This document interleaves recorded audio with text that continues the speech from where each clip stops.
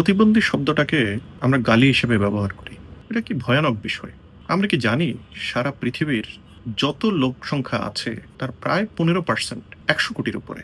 বাংলাদেশেরও ১ কোটির উপরে মানুষ কোনো না কোনোভাবে তাদের কিছু সমস্যা আছে। কারো বেড়ে উঠতে সমস্যা হচ্ছে, কারো কানে শুনতে সমস্যা হচ্ছে, কারো হয়তোবা চোখে দেখতে সমস্যা আছে, কারো বুঝতে দেরি হয়, কারো বুদ্ধি গ্রোথ একটু দেরি হয়, কারো পড়াশোনায় অঙ্কে কাঁচা থাকে। আমরা হরহামেশাই এই ধরনের যারা কোনো না কোনো শর্টকামিংস অথবা ব্রডার রেসপেক্টে আমরা যদি অটিজম বলি, এই সন্তানদেরকে আমরা প্রতিবন্ধী হিসেবে কোনো না কোনোভাবে তুচ্ছ তাচ্ছিল্য করি। আমরা আমাদের সমাজে যখন চলি, আমরা এই 15% জনসংখ্যার ব্যাপারে আমরা কোনো কিছুই কিন্তু চিন্তা করি না। একজন যার এই ধরনের সমস্যা আছে, সে বাসে কি করে উঠবে, কি করে কোথাও কাজ করবে, কি করে স্কুলে যাবে, কি করে পড়াশোনা করবে, এটা কি আমরা একবারও ভেবে দেখেছি? অথচ এরা আমাদের সমাজের কিন্তু অবিচ্ছেদ্য অংশ এবং তারা কোনো না কোনোভাবে স্পেশালি কোনো জায়গায় তারা এক্সপার্ট।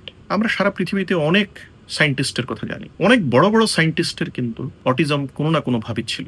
অথচ তাদের পরিবেশের কারণে তারা নিজেদেরকে তুলে ধরতে পেরেছে, নিজেরা ফেমাস হতে পেরেছে। ফেমাস সব সায়েন্টিস্টেরই কোনো না কোনো শর্টকামিংস ছিল।